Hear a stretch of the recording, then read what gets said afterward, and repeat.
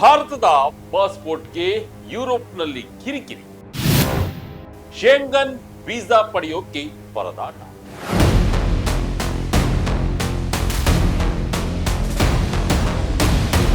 ವಿಜಯ Karnataka international YouTube ಚಾನೆಲ್ಗೆ ಸ್ವಾಗತ.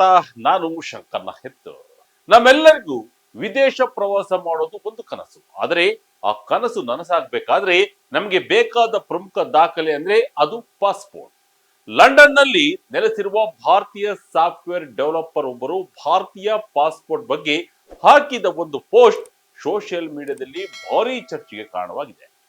ಭಾರತೀಯ ಪಾಸ್ಪೋರ್ಟ್ ನನ್ನ ಬದುಕಿನಲ್ಲಿ ಯಾವುದೇ ಮೌಲ್ಯವನ್ನ ಹೆಚ್ಚಿಸುತ್ತಿಲ್ಲ ಅಂತ ಪೋಸ್ಟ್ ನಲ್ಲಿ ಹಂಚಿಕೊಂಡಿದ್ದಾರೆ.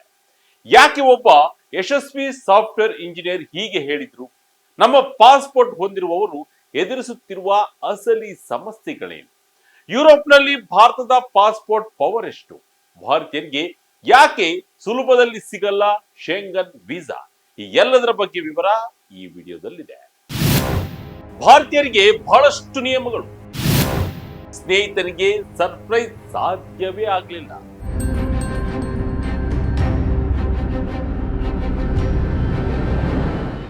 ಕುನಾಲ್ ಕುಶ್ವಾ ತಾವು ಯುರೋಪ್ನಲ್ಲಿ ಭಾರತದ ಪಾಸ್ಪೋರ್ಟ್ ಹಿಡಿದು ಪ್ರಯಾಣ ಮಾಡುವಾಗ ಆಗಿರುವ ತಮ್ಮ ಅನುಭವವನ್ನ ಹಂಚಿಕೊಂಡಿದ್ದಾರೆ.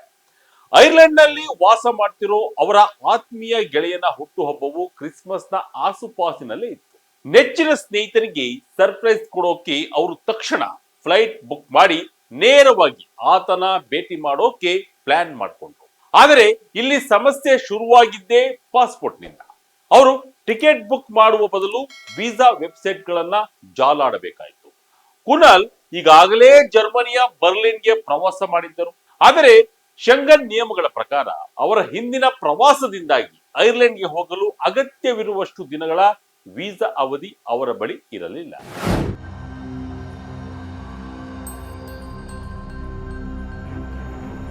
ಯುರೋಪ್ನಲ್ಲಿ 29 ದೇಶಗಳನ್ನು ಒಳಗೊಂಡಿರುವ ಪ್ರದೇಶವನ್ನ ಶೆಂಗನ್ ಏರಿಯಾ ಅಂತ ಗುರುತಿಸಲಾಗಿದೆ.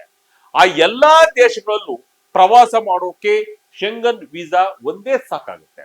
ಅದರ ಅವಧಿ 90 ದಿನಗಳವರೆಗೆ ಇರುತ್ತೆ. ಕುನಾಲ್ ಹೇಳ್ತಾರೆ, ನನ್ನ ಹತ್ತಿರ ಹಣದ ಕೊರತೆ ಇರಲಿಲ್ಲ, ಸಮಯದ ಕೊರತೆಯೂ ಇರಲಿಲ್ಲ. ಆದರೆ ನನ್ನ ಪಾಸ್ಪೋರ್ಟ್ ಮೇಲೆ ವೀಸಾ ಅರ್ಜಿ ಸಲ್ಲಿಸಲು ಬೇಕಾದ ದಿನಗಳು ಇರಲಿಲ್ಲ. ಇದರಿಂದಾಗಿ ನಾನು ನನ್ನ ಗೆಳೆಯನ ಹುಟ್ಟುಹಬ್ಬದ ಸಂಭ್ರಮದಲ್ಲಿ ಪಾಲ್ಗೊಳ್ಳಲು ಸಾಧ್ಯವಾಗಲಿಲ್ಲ ಅಂತ ಹಂಚಿಕೊಂಡಿದ್ದಾರೆ.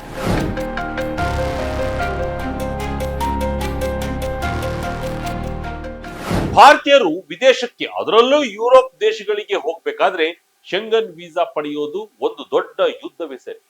ಕುನಾಲ್ ರವರು ಇದನ್ನ ಒಂದು ಫುಲ್ ಟೈಮ್ ಜಾಬ್ಗೆ ಹೋಲಿಸಿದ್ದಾರೆ. ಒಮ್ಮೆ ಯೋಚಿಸಿ, ನೀವು ಈಗಾಗಲೇ 10 ಬಾರಿ ಸಲ್ಲಿಸಿರುವ ದಾಖಲೆಗಳನ್ನ ಮತ್ತೆ ಮತ್ತೆ ಸಲ್ಲಿಸಬೇಕು. ಬ್ಯಾಂಕ್ ಸ್ಟೇಟ್ಮೆಂಟ್ಗಳು, ಕವರ್ ಲೆಟರ್ಗಳು, ಹೋಟೆಲ್ ಬುಕ್ಕಿಂಗ್ಗಳು ಮತ್ತು ನಾವು ಯಾಕೆ ಪ್ರವಾಸ ಮಾಡುತ್ತಿದ್ದೇವೆ ಎನ್ನುವುದಕ್ಕೆ 100 ವಿವರಣೆಗಳು. ವಿಮಾನ ನಿಲ್ದಾಣಗಳಲ್ಲಿ ಬೇರೆ ದೇಶದವರು ಸುಲಭವಾಗಿ ಪಾಸ್ ಆಗಿ ಹೋಗುವುದನ್ನು ನೋಡುವಾಗ ನಾವು ಮಾತ್ರ ಕೈಯಲ್ಲಿ ದಪ್ಪನೆಯ ಫೈಲ್ ಹಿಡಿದು ಕ್ಯೂನಲ್ಲಿ ನಿಲ್ಬೇಕಾಗುತ್ತೆ. ಈ ಕಿರಿಕಿರಿ ಒಬ್ಬ ಪ್ರವಾಸಿಯನ್ನ ಮಾನಸಿಕವಾಗಿ ಎಷ್ಟು ಸುಸ್ತು ಮಾಡುತ್ತೆ ಅನ್ನೋದನ್ನ ಕುನಾಲ್ ವಿವರಿಸಿದ್ದಾರೆ. ರೂಪಾಯಿ ಮೌಲ್ಯ ಕುಸಿತವು ಎಫೆಕ್ಟ್. ಬೇಕಿದೆ ವೀಸಾ ಮುಕ್ತ ಪ್ರವಾಸದ ಶಕ್ತಿ.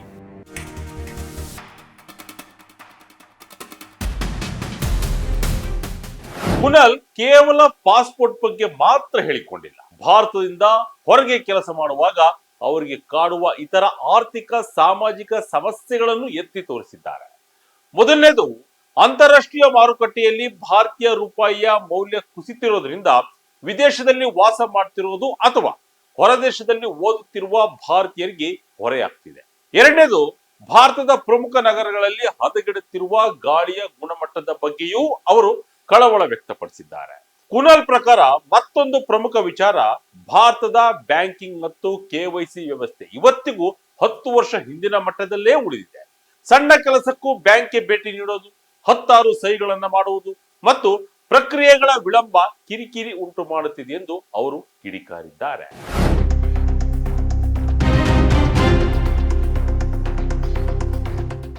ಕುನಾಲ್ ರವರ ಈ ಪೋಸ್ಟ್ ನೋಡಿದ ಮೇಲೆ ಅನೇಕರು ಇವರನ್ನ ಟೀಕಿಸಿದ್ದಾರೆ. ನಿಮಗೆ ದೇಶದ ಮೇಲೆ ಪ್ರೀತಿ ಇಲ್ಲವೇ ಎಂದು ಪ್ರಶ್ನಿಸಿದ್ದಾರೆ. ಆದರೆ ಕುನಲ್ ಇದಕ್ಕೆ ಸ್ಪಷ್ಟವಾದ ಉತ್ತರ ಕೊಟ್ಟಿದ್ದಾರೆ. ಅವರ ಪ್ರಕಾರ ಇದು ದೇಶಭಕ್ತಿಯ ಬಗ್ಗೆ ಅಲ್ಲ, ಇದು ಜೀವನದ ಹಾದಿಯಲ್ಲಿ ಎದುರಾಗುವ ಅಡೆತಡೆಗಳ ಬಗ್ಗೆ.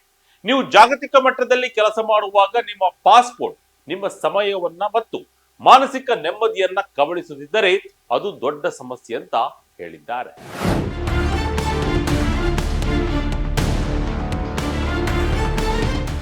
ದೇಶದ ಬಗ್ಗೆ ಹೆಮ್ಮೆ ಪಡೋದು ಜಾಗತಿಕವಾಗಿ ಮುಕ್ತವಾಗಿ ಓಡಾಡುವ ಹಕ್ಕಿಗೆ ಪರ್ಯಾಯ ಆಗೋಕೆ ಸಾಧ್ಯವಿಲ್ಲ. ಅಂದರೆ ನಾವು ದೇಶವನ್ನ ಪ್ರೀತಿಸುತ್ತೇವೆ ಎಂದ ಮಾತ್ರಕ್ಕೆ ನಮ್ಮ ಪಾಸ್ಪೋರ್ಟ್ ನಿಂದ ಆಗುವ ತೊಂದರೆಗಳನ್ನ ನಾವು ಸಹಿಸಿಕೊಳ್ಳಬೇಕು ಎಂದೇನಿಲ್ಲ. ಕುನಾಲ್ ಕುಶ್ವರ್ ಅವರ ಮಾತುಗಳು ಕೇವಲ ಅವರೊಬ್ಬರದಲ್ಲ, ಸಾವಿರಾರು ಭಾರತೀಯ ಸಾಫ್ಟ್ವೇರ್ ಇಂಜಿನಿಯರ್ಗಳು ಮತ್ತು ಪ್ರವಾಸಿಗರ ಅಳಲು ಇದು. ವಿಶ್ವದ 4ನೇ ದೊಡ್ಡ ಆರ್ಥಿಕತೆಯಾಗಿ ಬೆಳೆಯುತ್ತಿರುವ ಭಾರತಕ್ಕೆ ನನ್ನ ನಾಗರಿಕ ಪಾಸ್ಪೋರ್ಟ್ ಶಕ್ತಿಯನ್ನ ಹೆಚ್ಚಿಸುವುದು ಕೂಡ ಅಷ್ಟೇ ಮುಖ್ಯವಾಗಿದೆ. ನಮ್ಮ ಪಾಸ್ಪೋರ್ಟ್ ವೀಸಾ ಮುಕ್ತ ಪ್ರವಾಸಕ್ಕೆ ಎಷ್ಟು ಹೆಚ್ಚು ಅವಕಾಶ ನೀಡುತ್ತದೆಯೋ ಅಷ್ಟು ಹೆಚ್ಚು ಭಾರತೀಯರು ಜಾಗತಿಕವಾಗಿ ಮಿಂಚಲು ಸಾಧ್ಯವಾಗುತ್ತದೆ.